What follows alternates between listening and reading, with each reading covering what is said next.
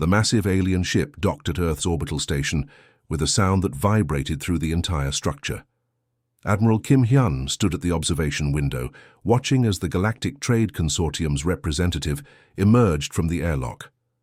The creature was enormous, easily 3 meters tall, with multiple arms that moved like mechanical tools and eyes that glittered like black diamonds. "Humans," the alien said, its voice crackling through the universal translator. "We have come to offer you a deal that will change your species forever." Captain Park Ji-min entered the docking bay alongside her team of engineers and scientists. She had been preparing for this moment for months, ever since the consortium first made contact with Earth. The promise of advanced alien technology had excited everyone in the fleet, but now, seeing the alien up close, she felt a strange uneasiness. "HFY," creature gestured toward the cargo holds of its ship with obvious pride. "Behold the fruits of our generosity. These are components from our military vessels, systems that have served us faithfully across the galaxy." As the cargo doors opened, Park Ji-min's heart sank. The holds were filled with what could only be described as junk. Twisted metal beams that looked like they had been through a war zone. Electronic components that sparked and flickered with dying power. Hull plating that was cracked and bent beyond recognition. "These fusion housings," she muttered to her assistant, pointing at several large cylindrical objects, "they're completely fractured. And look at these targeting computers. Half the circuits are corroded beyond repair." The alien overheard her concerns and let out what sounded like laughter. "Of course they show wear, human. These components are from our older fleets, perhaps 50 of your Earth years old, but they are still far superior to anything your primitive species has developed." Admiral Kim descended from the observation deck, his face carefully neutral. He had been a military man for 30 years, and he knew when someone was trying to take advantage of him. But he also understood that Earth was in no position to negotiate from strength. Humanity had only recently developed faster-than-light travel, while the consortium had been exploring the galaxy for millennia. "What exactly are you asking for in return?" Kim asked. The alien's multiple eyes focused on him with obvious amusement. "A small price, really. We require certain rare minerals that your planet produces in abundance. Iridium, platinum, and several other elements that are becoming scarce in our territory." Park Ji-min ran quick calculations on her datapad. The minerals the alien was requesting were incredibly valuable, representing years of Earth's mining output. In exchange, they were being offered what looked like a starship graveyard. "These components," she said carefully, "they appear to be extensively damaged." "Damaged?" The alien's translator crackled with what might have been indignation. "These, her battle-tested systems, proven in countless conflicts across the galaxy. Your species should be grateful for such advanced technology, even if it requires some refurbishment." Admiral Kim studied the alien's face, trying to read its intentions. He had spent decades negotiating with hostile nations on Earth, and he recognized the signs of someone who thought they were getting the better end of a deal. The creature was clearly expecting the humans to be overwhelmed by the offer of alien technology, regardless of its condition. "We'll need time to examine these components," Kim said finally. "Of course," the alien replied, its voice dripping with condescension. "Take all the time you need to appreciate what we are offering. I am confident that once your primitive engineers understand what they are looking at, you will be eager to complete this transaction." As the alien delegation returned to their ship, Park Ji-min approached Admiral Kim. "Sir, with respect, this looks like they're trying to dump their garbage on us." Kim nodded slowly, but his expression remained thoughtful.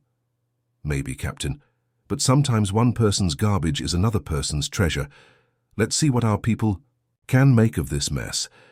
The morning sun cast long shadows across Titan Station's cargo bays as Chief Engineer Lee Min made his way through what everyone else was calling the biggest pile of junk in human history. His footsteps echoed against the metal floor, each step crunching over fragments of alien technology that sparkled like broken glass under the overhead lights. While his colleagues complained about being stuck with worthless scrap, Lee felt like a child in the galaxy's most expensive toy store. Every piece of twisted metal told a story. Every burnt circuit board held secrets that could change everything humanity thought they knew about technology. "Darbin, come look at this," Lee called to his assistant, Engineer Choi Darbin, who was cataloging damaged components nearby. She hurried over, her tablet ready to record whatever discovery had caught his attention this time. Lee was crouched beside what looked like a computer system that had been through an explosion. The outer casing was cracked and blackened, with wires hanging out like the guts of some mechanical beast. According to the alien manifest, this was a targeting computer with corrupted quantum processors, completely worthless. See these burn patterns here? Lee traced his finger along the scorched metal. Everyone thinks this is damage from combat, or system failure. But look closer. These marks are too precise, too organized. This isn't destruction. Choi leaned in, studying the patterns with growing interest. The burns formed geometric shapes that seemed almost intentional, like someone had been trying to carve new pathways through the existing circuits. It's like they were trying to upgrade it, she said, her voice filled with excitement. But they stopped halfway through the process. Exactly, Lee grinned. This isn't broken technology. It's technology that someone was trying to improve but never finished. The aliens probably gave up on it and tossed it in the scrap pile. Around them, the massive cargo bay buzzed with activity as teams of human engineers worked their way through mountains of supposedly worthless alien equipment. What had started as frustrated grumbling was turning into something that sounded more like a treasure hunt. Engineer Park Sung-ho shouted from across the bay, "Lee, you need to see this power coupling. It's doing something our textbooks say is impossible." Dr. Kim HR, the station's lead physicist, was practically dancing with excitement as she examined what looked like a burnt-out energy weapon. The focusing crystals are fractured, but the fracture patterns are creating new resonance frequencies. It's like the damage made them better. Lieutenant Commander Yun Tai-ho had been watching the proceedings with growing amazement. As the station's intelligence officer, his job was to assess the strategic value of whatever the aliens had dumped on them. What he was seeing defied every expectation. He activated his communicator and contacted Admiral Kim directly. "Sir, I need to update you on our analysis of the consortium materials." "Go ahead, Commander," came the Admiral's voice through the static. "Sir, we've been looking at this all wrong. What the aliens gave us isn't junk at all. My teams have identified 17 completely different technological approaches that we've never seen before. Some of this equipment is more advanced than anything in our current arsenal." There was a long pause before Admiral Kim responded. "Explain." "It's like they gave us a university, sir. Every piece of this so-called scrap is teaching us something new about physics, engineering, or computer science. The targeting systems use quantum processing methods we didn't know existed. The power systems generate energy through principles that shouldn't work according to our understanding of science." Engineer Choi Darbin looked up from her tablet, where she had been documenting their discoveries. "Commander, there's something else. A lot of this damage looks intentional, like someone was experimenting with modifications but never got to finish the work." Lee nodded in agreement. "It's possible that what we're looking at isn't battle damage or system failures. This might be abandoned research projects. The aliens probably tried to upgrade their technology, ran into problems, and decided it wasn't worth the effort. But we might be able to finish what they started," Yoon said, understanding the implications immediately. The realization hit everyone at the same time. The Galactic Trade Consortium hadn't just given humanity their garbage. They had accidentally handed over their unfinished homework, complete with all the advanced concepts and half-completed innovations that they had given up on. "Sir," Yoon continued his report to Admiral Kim, "I recommend we expand our research teams immediately. What we have here isn't scrap, it's the foundation for the next generation of human technology." The research laboratory buried deep within Lunar Station had never seen anything like this. Dr. Han Soo-jin adjusted her magnification goggles as she carefully peeled back another layer of alien technology, revealing mechanisms that seemed to mock everything humanity thought they knew about engineering. The fusion core sitting on her workbench was the size of a small refrigerator, its surface covered in what looked like crystal formations that pulsed with a faint blue light. According to the alien documentation, this power source had been ripped from a destroyed consortium warship after sustaining critical damage in battle. Any human engineer would have declared it completely unusable, But Dr. Han wasn't any human. "Engineer Kiwoo, come look at this," she called to her colleague, Dr. Nam Kiwoo, who was working on similar components at the next station over. "I think I've been looking at this all wrong." Dr. Nam set down his tools and joined her at the workbench. The fusion core's crystalline matrix was clearly fractured in dozens of places, with hairline cracks spiderwebbing across its entire surface. By all logic, these fractures should have caused catastrophic failure the moment the system tried to generate power. "According to our physics," Dr. Han said, pointing to the cracks with a small laser pointer, "these fractures should make the entire system unstable. But watch what happens when I run a low-power diagnostic." She activated a scanner that sent gentle energy pulses through the crystal matrix. Instead of the chaotic readings they expected from damaged equipment, the scanner showed something incredible. The energy wasn't just flowing through the crystal, it was being guided by the cracks themselves. "The fractures are acting like channels," Dr. Nam whispered in amazement. "They're not weakening the system, they're redirecting the power flow in ways that actually make it more efficient." "Exactly," Dr. Han said, her excitement growing. "Our technology tries to prevent flaws and imperfections, but this alien system is designed to use those flaws as features. The cracks aren't damage, they're part of the design." Across the laboratory, specialist Song Hye-jin was having her own breakthrough with alien computer systems. She had been staring at lines of alien code for weeks, trying to understand why their software looked so chaotic and disorganized compared to human programming. "Hey everyone," she called out, not taking her eyes off her computer screen. "I think I figured out why their software looks so weird to us." The other researchers gathered around her workstation, where thousands of lines of alien code scrolled across multiple monitors. To human eyes, it looked like complete chaos, full of errors and contradictions that should have crashed any system immediately. "We've been thinking about this backwards," Song Hye-jin explained. "In human programming, we try to eliminate all errors and bugs. We see them as problems that need to be fixed. But look at how this alien code behaves." She ran a simulation that showed how the alien software operated. Instead of crashing when it encountered errors, the program seemed to absorb them and use them to improve its performance. "They don't see errors as problems," she continued. "They see them as opportunities. Every time their software encounters something unexpected, it learns from that experience and becomes better at handling similar situations in the future."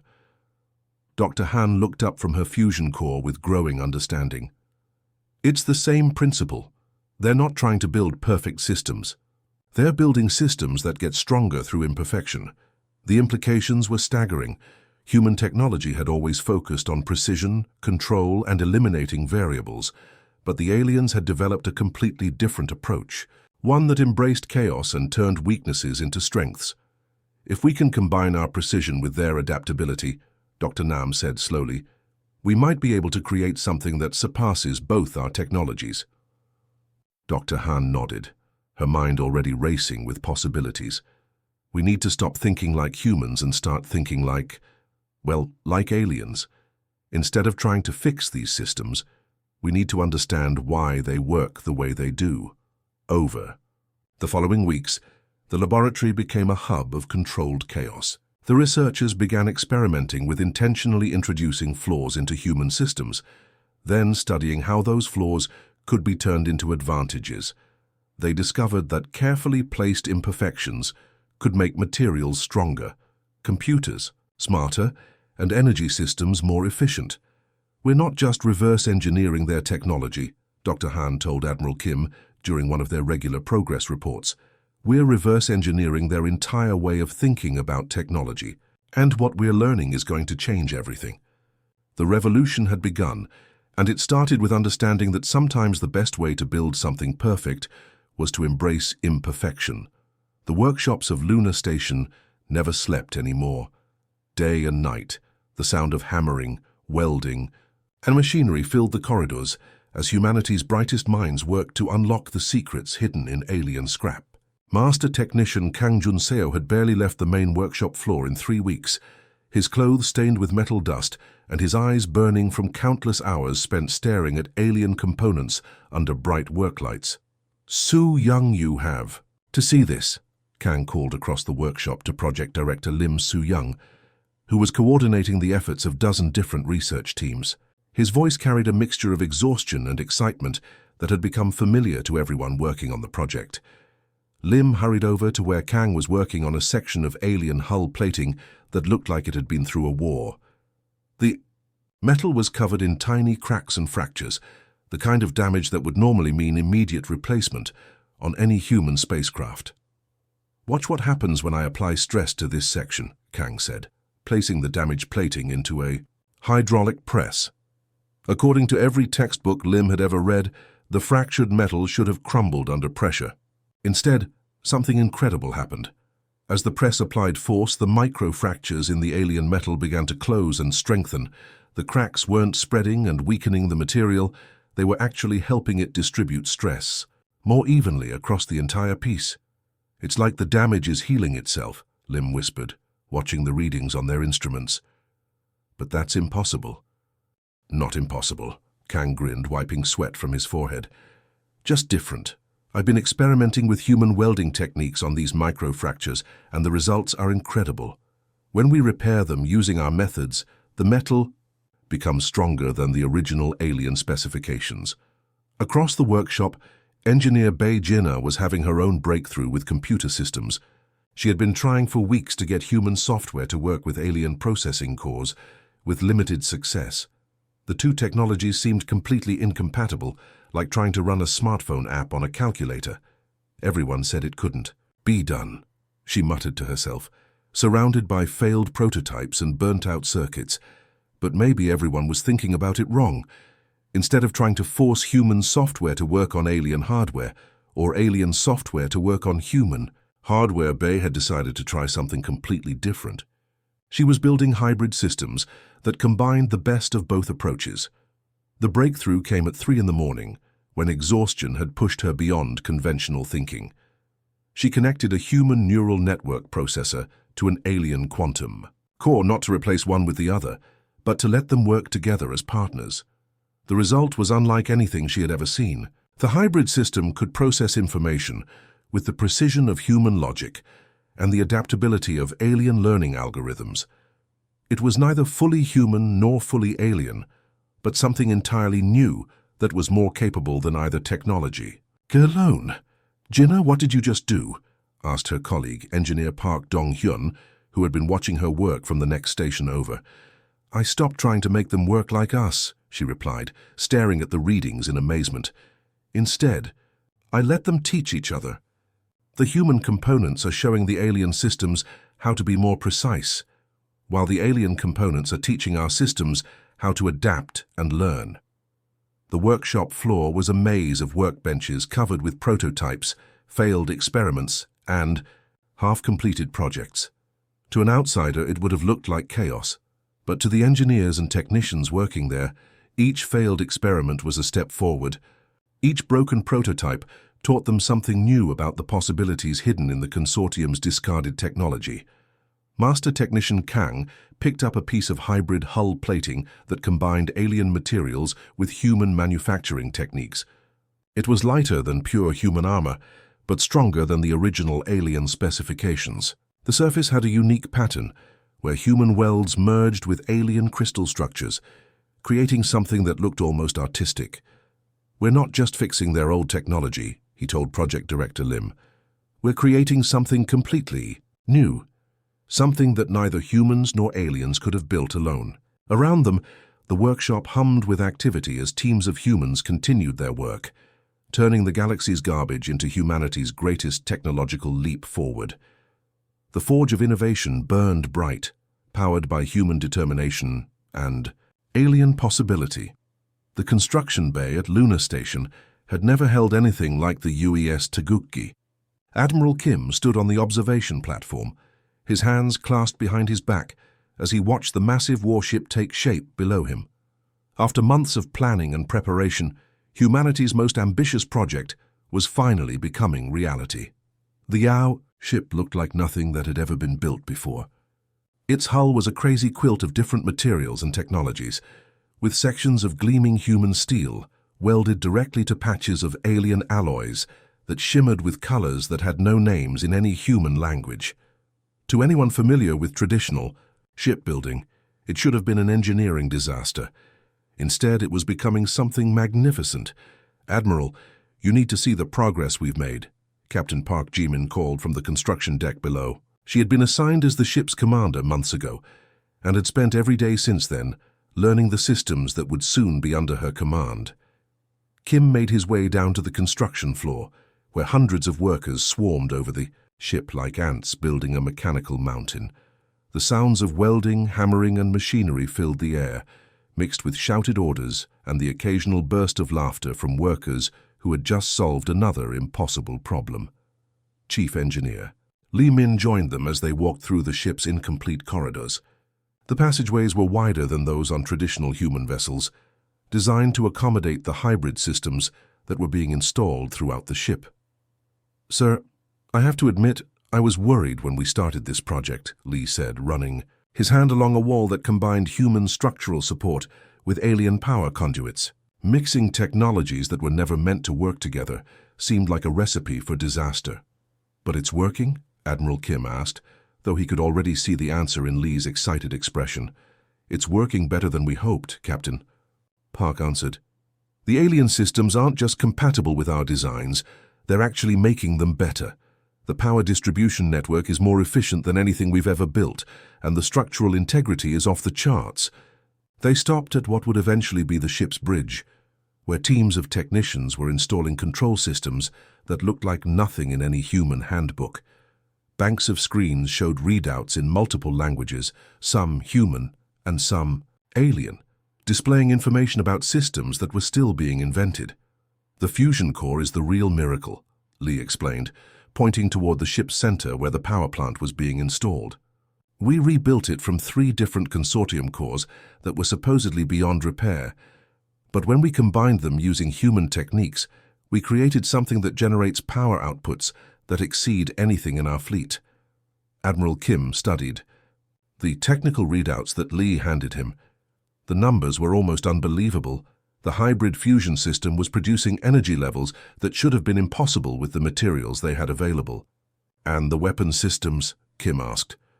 "That's where things get really interesting," Captain Park said with a grin. "The targeting computers combine alien precision with human intuition. The alien systems can calculate trajectory and impact with perfect accuracy, but our human programming adds the ability to predict what an enemy might do next." They climbed up to the observation deck where Shipyard Director Oh Myung-hee was coordinating the construction efforts. She had been working 18-hour days for months, turning the chaos of mixed technologies into a functioning warship. "Director, how much longer until we can begin systems testing?" Admiral Kim asked. Oh looked up from her tablet, her face streaked with sweat and metal dust. 2 weeks for basic systems, maybe 3 for full integration testing." "Admiral, I have to be honest with you. This ship doesn't look like anything that should be able to fly, let alone fight." She gestured toward the warship below them. The Taiguchi was a patchwork of human and alien technologies, with sections that had been repaired, rebuilt, and redesigned so many times that they barely resembled their original forms. The hull looked like it had been assembled from spare parts, found in a dozen different junkyards. "She's ugly," Oh continued, but her voice carried unmistakable pride. "But she's ours. Every bolt, every wire, every system represents something that we figured out how to make work. The aliens gave us their garbage, and we turned it into something they never could have imagined." Admiral Kim nodded, understanding what she meant. The Taiguchi wasn't just a warship built from alien scrap. It was proof that humanity could take the discarded remnants of a more advanced civilization and turn them into something new, something better, something that was uniquely human while incorporating the best of what the galaxy had to offer. "Keep working, Director," he said quietly. "The galaxy needs to see what humans can accomplish when we put our minds to it." The weapons testing facility on Lunar Station had been designed to handle the most powerful armaments in humanity's arsenal, but nothing had prepared the engineers for what they were witnessing as the Taiguchi's weapon systems came online for the first time. Dr. Han Soo-jin stood behind reinforced blast shields, watching her team's greatest achievement prepare for its first live test. The main railgun turret looked like something from a fever dream, combining sleek human engineering with alien gravity manipulation technology that shouldn't have existed according to every physics textbook ever written. "Charging sequence initiated," announced Weapons Officer Jung Ha-Nul from the control booth. She had been working with Dr. Han's team for months, learning to operate systems that no human had ever seen before. "Gravity field generators are coming." Online. The railgun began to hum with power, but this wasn't the deep rumbling sound of traditional human weapons. Instead, it produced an almost musical tone as alien gravity manipulators warped space around the projectile chamber. "In a normal railgun, we use magnetic fields to accelerate projectiles," Dr. Han explained to Admiral Kim, who had come to observe the test. "But this system uses localized gravity distortions to achieve velocities that should be impossible." The test projectile was a simple tungsten rod, no bigger than a pencil. In human hands, it would have been a decent anti-armor round. But as the alien gravity systems engaged, the rod began to accelerate at rates that defied understanding. Projectile velocity approaching 90% of light speed, Jung Ha-Nul reported, her voice tight with concentration. "Impact in 3, 2, 1. The target, a massive block of reinforced steel placed 50 kilometers away in space, simply ceased to exist. There was no explosion, no debris field. The tungsten rod had struck with such force that it had converted both itself and the target into pure energy. "My God," Admiral Kim whispered, staring at the empty space where the target had been. "What kind of power are we dealing with here?" Across the testing facility, another team was working on the ship's energy weapons. These systems used alien focusing crystals that the consortium had thrown away as defective. The crystals were cracked and fractured, full of imperfections that should have made them useless for directing energy beams. But Weapons Officer Jung Ha-Nul had discovered something remarkable during her testing. The flaws in the crystals weren't weaknesses. They were features that amplified the weapon's power beyond anything the original designers had intended. "Watch this," she said, activating one of the energy cannon arrays. The beam that emerged was unlike anything in human weapons technology. Instead of a simple focused laser, the fractured crystals split the energy into multiple streams that wove together like a deadly braid. The imperfections in the crystals create interference patterns that actually concentrate more energy at the target point, she explained, as the test beam carved through a series of armored plates like they were made of paper. "It's like the damage made them better at their job." Systems analyst Kim Sora was running diagnostics on the ship's defensive systems, and what she was seeing challenged everything she thought she knew about military technology. "Admiral, you need to see this," she called from her workstation. "I've been running attack simulations against our defensive grid, and something incredible is happening." The defensive systems combined human shield generators with alien adaptive algorithms. Every time Kim Sora ran a simulated attack, the system learned from the experience and developed new countermeasures. "It's not just blocking attacks," she continued, pulling up displays that showed the system's learning curves. "It's studying enemy tactics and developing strategies to counter them. After 100 simulations, it's predicting attack patterns before they happen." The ship's armor was equally revolutionary. Human metallurgists had taken alien alloys that had been weakened by battle damage and reinforced them with human techniques. The result was protection that was both incredibly strong and surprisingly flexible.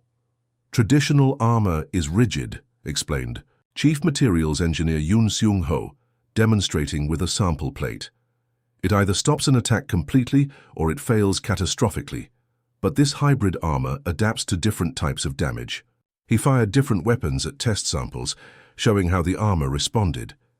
Energy weapons were absorbed and dispersed through the alien crystal matrix.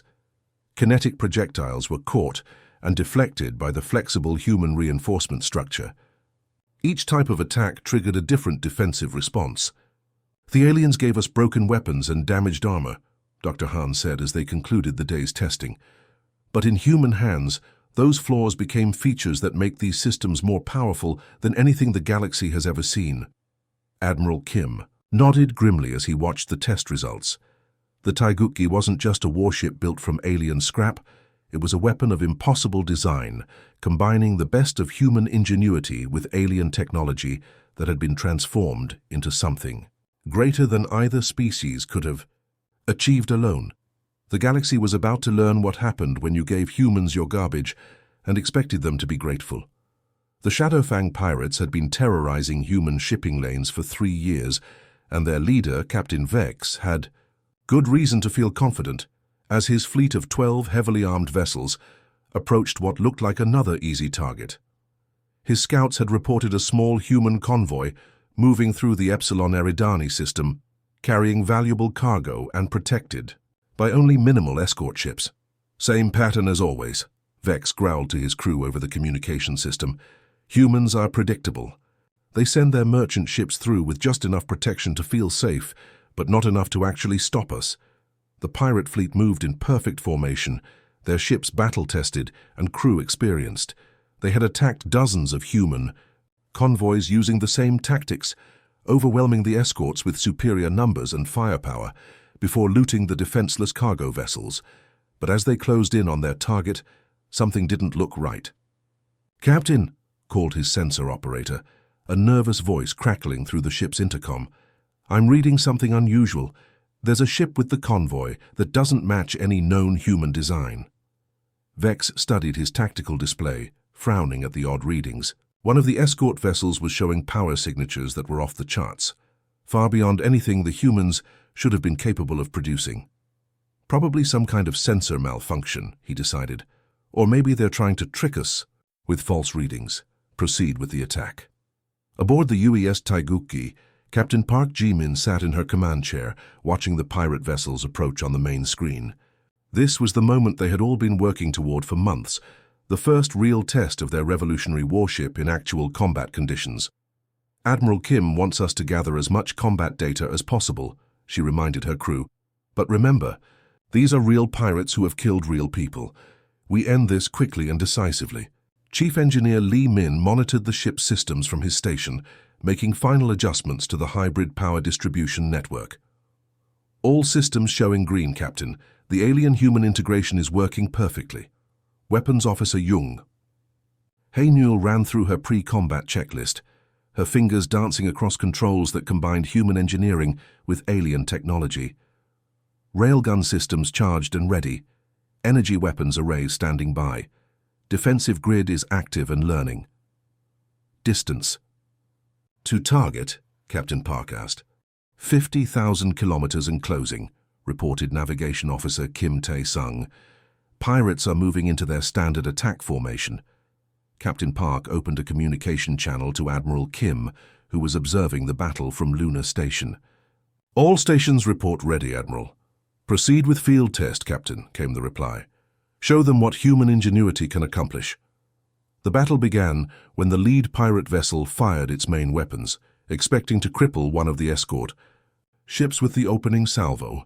Instead, the energy beams encountered the Taiguchi's adaptive defensive grid, which had been learning and evolving through thousands of simulations. The alien-derived defensive systems analyzed the incoming attack in microseconds, then deployed countermeasures that the pirates had never seen before. Their weapons fire was absorbed, redirected, and neutralized so efficiently that it seemed like magic. "What just happened?" Captain Vex demanded, staring at his displays in confusion. "Our weapons had no effect at all."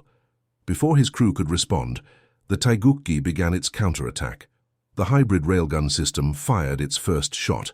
A tungsten rod accelerated to 90% of light speed by alien gravity manipulation technology.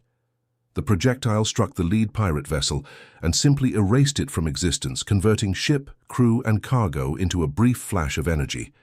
"Impossible," Vex whispered, watching 11 years of piracy experience crumble in the face of technology he couldn't understand. The Taiguchi moved through the pirate formation like a shark among minnows. Its hybrid engines allowed it to change direction and speed in ways that defied physics, as the pirates understood it. The ship's armor absorbed incoming fire, while its weapon systems eliminated targets with terrifying efficiency. The energy cannon arrays, powered by the flawed alien, crystals carved through pirate vessels like they were made of paper, Each shot split into multiple beams that struck with precision that no human computer could have calculated, and no alien system could have adapted to so quickly. "Captain, we need to retreat," shouted Vex's tactical officer. "We've lost 8 ships in 12 minutes. This isn't a battle, it's a massacre." But retreat was no longer an option.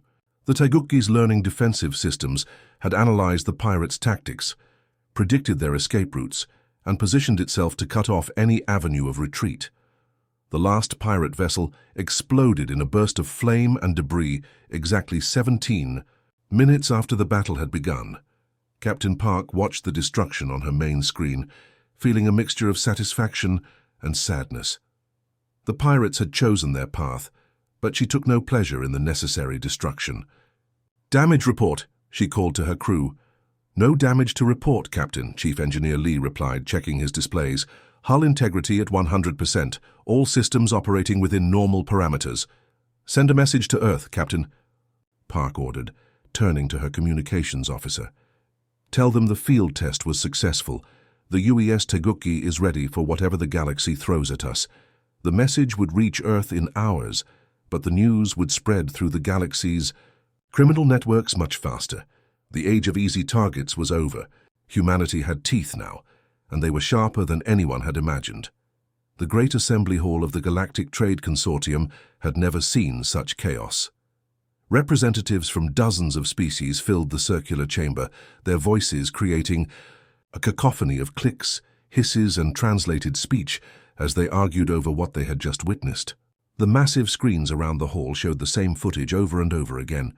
A single human warship destroying an entire pirate fleet in less than 20 minutes.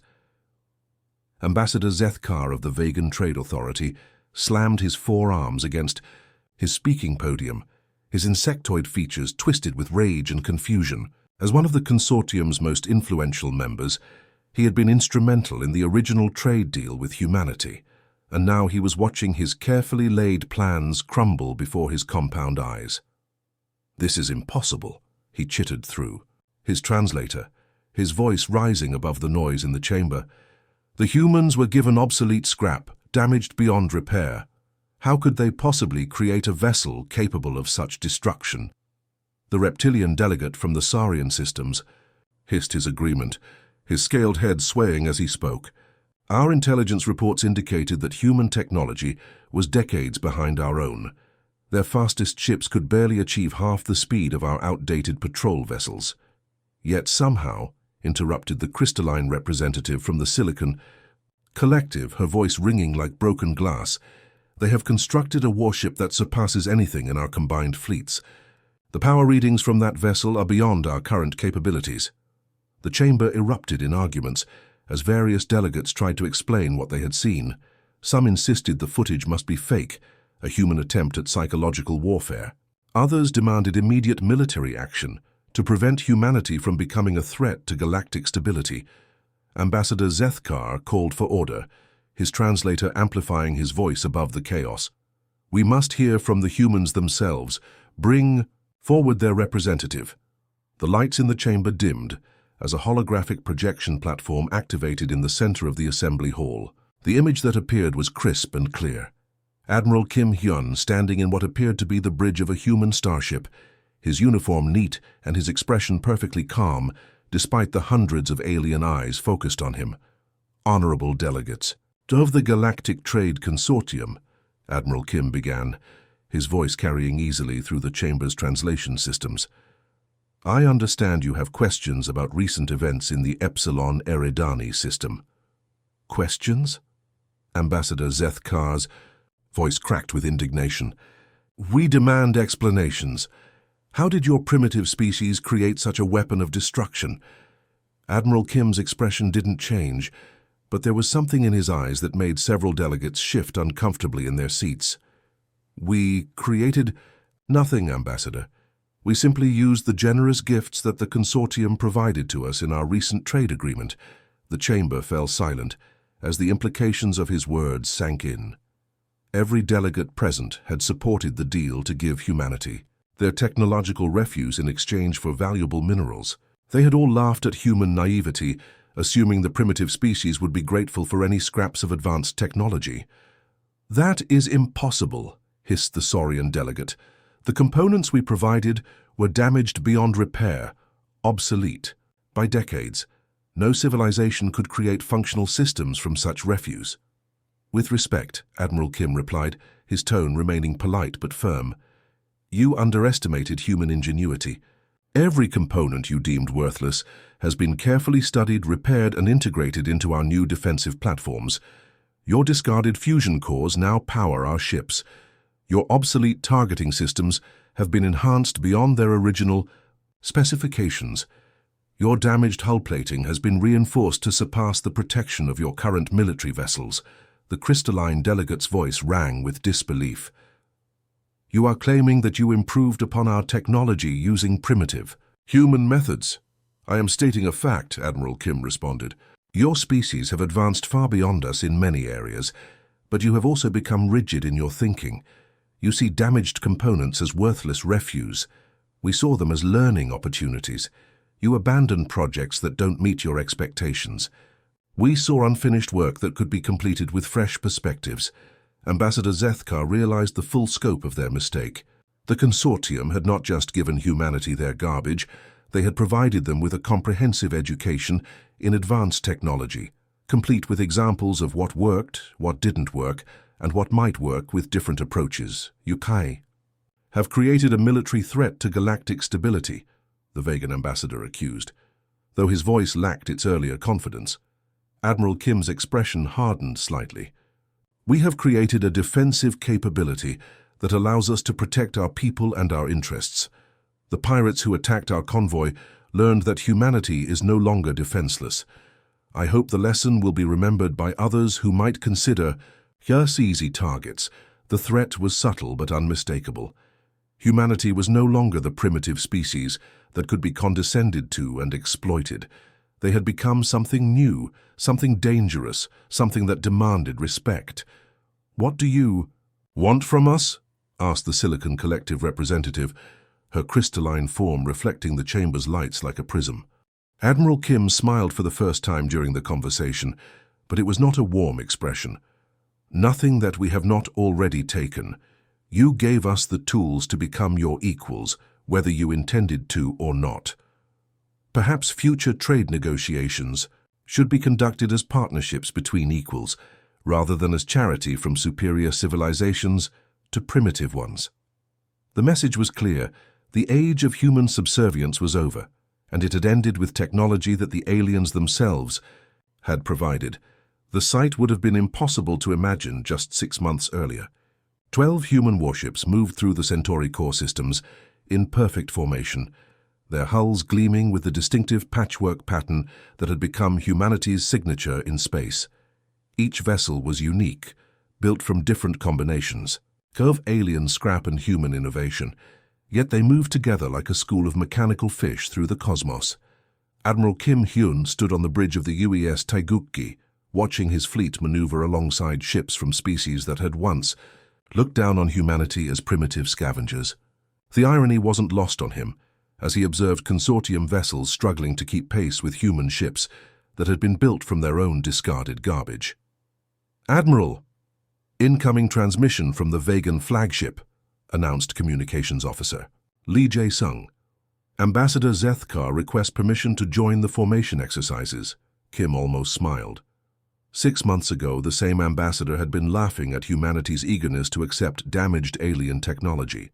Now he was asking for permission to participate in training exercises designed to teach his people how to work alongside human vessels. "Permission granted," Kim replied. "Assign them to Formation Delta 7. Let's see how well they can adapt to our tactics." The change in galactic politics had been swift and dramatic. News of the Epsilon Eridani incident had spread through space, lanes faster than any ship could travel, carried by traders, diplomats, and refugees who had witnessed humanity's transformation from scavengers to predators. The galaxy's power structure, stable for centuries, had been turned upside down in a matter of months. Captain Park Jimin approached the observation deck where Admiral Kim was watching the exercises. Her own ship, once considered an experimental, Curiosity, was now the flagship of humanity's most advanced fleet. The Saurian delegation just sent another request for technology sharing agreements, she reported, handing him a data tablet. They're particularly interested in our hybrid fusion, systems and adaptive armor technologies. Kim scrolled through the proposal, noting the respectful tone that would have been absent from any Saurian communication just months earlier. What are they offering in exchange? Full access to their nanotechnology research plus manufacturing, rights for 3 of their most advanced alloy formulations, Park replied. It's a far cry from the scrap they were trying to dump on us before. Through the observation windows, they could see alien vessels attempting to match the complex maneuvers that had become standard for human warships. The hybrid technology that powered their fleet allowed for tactics that pure alien or pure human vessels couldn't replicate. Signal from the Silicon Collective, Lee Jae-sung called from his station. They're requesting a meeting to discuss joint research projects, something about combining their crystalline computing systems with our adaptive learning algorithms. The transformation had been remarkable to witness. Species that had once treated humanity as a minor curiosity were now actively seeking partnerships. The galaxy's most advanced civilizations were discovering that human approaches to technology could solve problems that had stumped them for decades. Admiral, we're receiving long-range communications from the Outer Rim territories, reported Sensor Operator Yoon Min-ho. 3 more species are requesting diplomatic contact. They want to know if we'd be interested in examining their obsolete technology. This time, Admiral Kim did smile. The word had spread that humans could take any civilization's cast-offs and turn them into something better than the original. What had started as a condescending trade deal had become humanity's greatest advertisement. Chief Engineer Lee Min joined, them on the observation deck, his tablet showing status reports from all 12 ships in the formation. Sir, the fleet integration is better than we ever hoped. Each ship is learning from the others, sharing tactical data and system improvements in real time. And our shipyard capacity? Kim asked. Lunar Station is operating at maximum capacity, with 3 more facilities coming online next month, Lee replied. We've got waiting lists from 17 different species wanting us to evaluate their discarded technology. Apparently everyone in the galaxy has a junk pile they'd like us to examine. Captain Park looked out at the stars, where human vessels moved with the confidence of a species that had found its place in the galactic community. It's hard to believe it all started with them trying to dump their garbage on us. One being's trash really can become another's treasure, Admiral Kim agreed, watching as a Vegan destroyer struggled to keep up with a human cruiser that had been built from their own discarded parts. The aliens taught us a valuable lesson, even if they didn't mean to. What's that, sir? Park asked. They taught us that the most dangerous thing you can do is underestimate human creativity, Kim replied. Give us broken technology, and we'll find ways to make it work better than it ever did before. Give us impossible problems, and we'll find solutions that nobody else thought to try. The fleet completed its maneuvers and began forming up for the next phase of exercises. Around them, the galaxy watched and learned that humanity was no longer the primitive species that could be dismissed or exploited. They had become partners, innovators, and, when necessary, formidable opponents. The fleet is ready for anything, sir, Captain Park said, echoing the confidence that had carried humanity from the scrapyards to the stars. Good, Admiral Kim replied, watching the stars that no longer seemed quite so distant or hostile. Because the galaxy is finally starting to take us seriously.